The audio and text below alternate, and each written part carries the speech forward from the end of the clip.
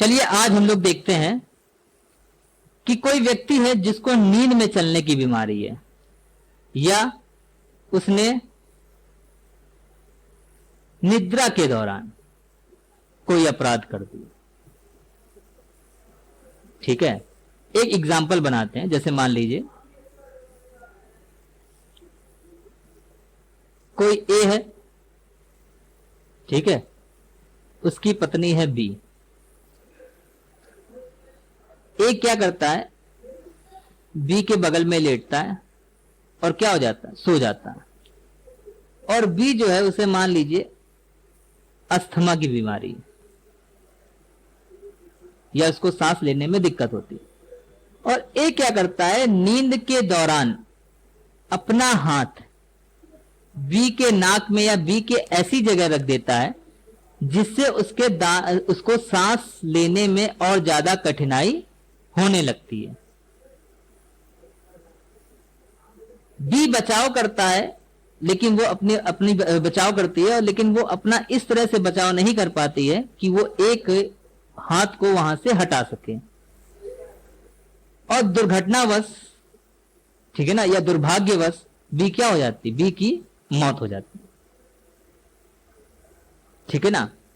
अब चूंकि ए क्या था, निद्रा में था, और निद्रा के दौरान क्या था, जो उसका मस्तिष्क था वो सामान्य स्थिति में नहीं होता है, तो क्या उसे इस धारा का बचाव मिलेगा। एक उदाहरण और बनाते हैं। ए है, ठीक है ना, जिसे नींद में चलने की क्या है, बीमारी है।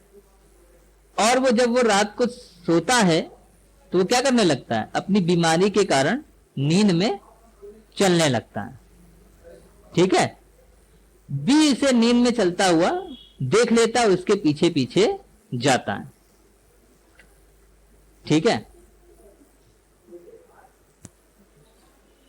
और ए एक ऐसी जगह पहुंच जाता है, मान लीजिए वो किसी ऊंचाई पर पहुंच खड़ा है, अगर वो उसको ना रोका गया तो वो क्या हो जाएगा, नीचे गिर जाएगा।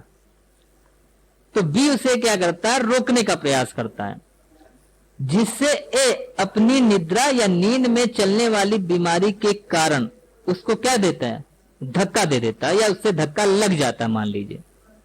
और ए ना गिर के उसमें क्या हो जाता है, उस धक्के के कारण बी गिर जाता है, जिससे वो भयंकर रूप से घायल हो जाता है, या मान लीजिए उसकी मौत हो जाती है। तो क्या ए को यहां पर 84 का बचाव मिलेगा, धारा 84 का। तो देखिए धारा 84,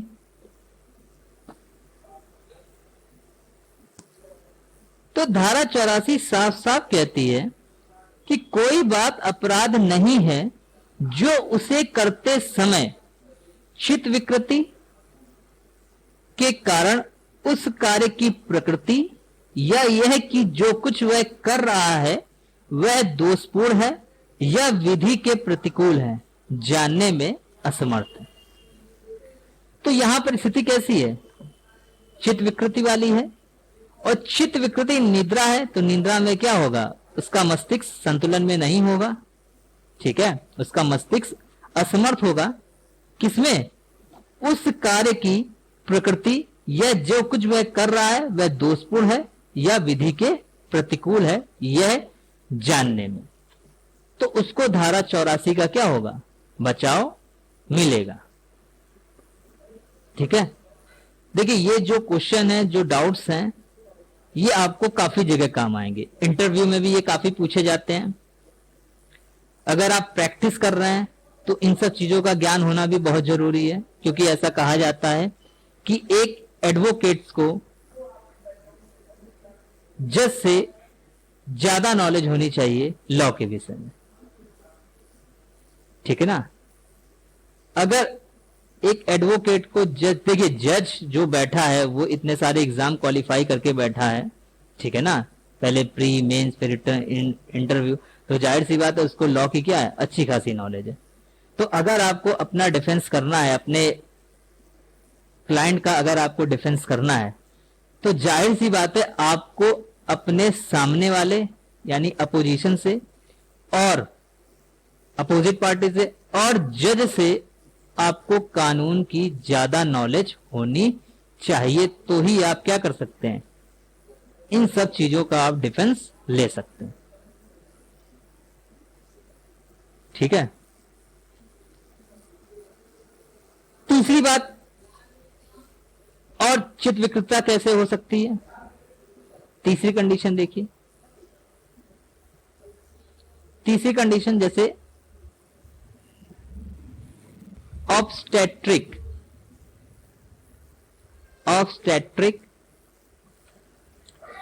डेमेंशिया। ये क्या होता है, सुना है किसी ने ये वर्ड, ऑब्स्टेट्रिक डेमेंशिया?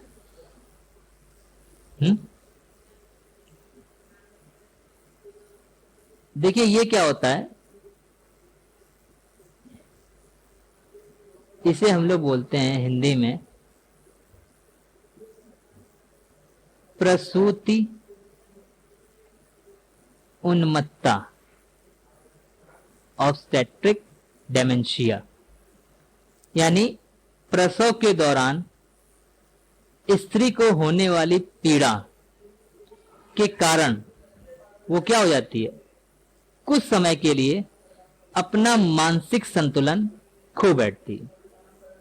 भाई डिलीवरी के दौरान एक तो सबसे ज्यादा क्या होता है, रक्तस्राव होता है, ब्लीडिंग होती है उसके कारण, और इतना पेन होता है, जैसा डॉक्टर्स का कहना है, वो तो कोई स्त्री बता सकती है, इतना पेन होता है जिससे उसका जो माइंड है वो क्या हो जाता है, अनकॉन्शियस हो जाता है, यानी कि उन्मत्त हो जाता है, अपना आपा खो बैठता है।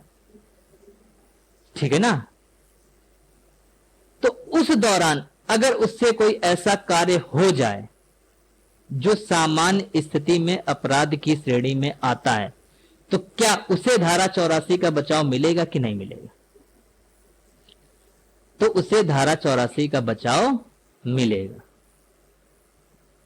क्यों? क्योंकि ये भी एक तरह की क्या है, विकृत चित्ता है।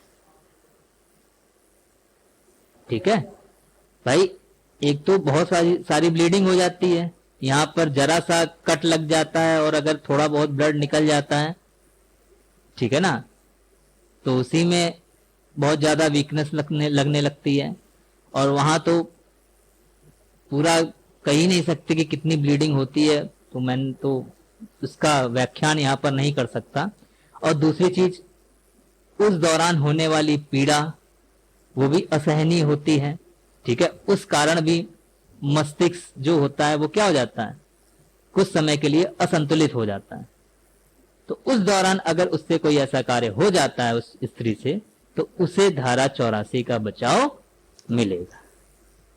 ये तीन चीजें भी धारा 84 में कवर होती हैं, क्योंकि ये परमानेंट चित्त विकृतता नहीं है, ये क्या है, टेम्परेरी है, समय, कुछ समय के लिए। तो अब चित्त विकृतता तो चित्त विकृतता, अगर उस दौरान उनसे कोई ऐसा अपराध होता है इन लोगों से, ठीक है ना, तो वो भी चित्त विकृतता यानी धारा 84 का उनको बचाव मिलेगा।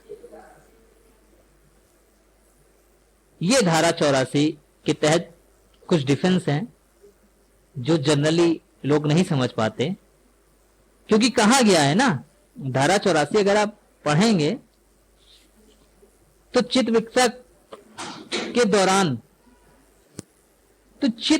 दौरान अगर उसका मस्तिष्क ऐसी स्थिति में है जो उस कार्य की प्रकृति या जो कुछ वह कर रहा है वह दोषपूर्ण या विधि के प्रतिकूल है, जानने में क्या है, असमर्थ है, तो इन तीनों कंडीशंस भी, इसके अलावा भी और हो सकती होंगी जो मेरी नॉलेज में नहीं है, तो ऐसी अगर स्थिति बनती है तो वह क्या, उसको धारा 84 का बचाव मिलेगा। धन्यवाद। आगे हम लोग अगले वीडियो में देखेंगे।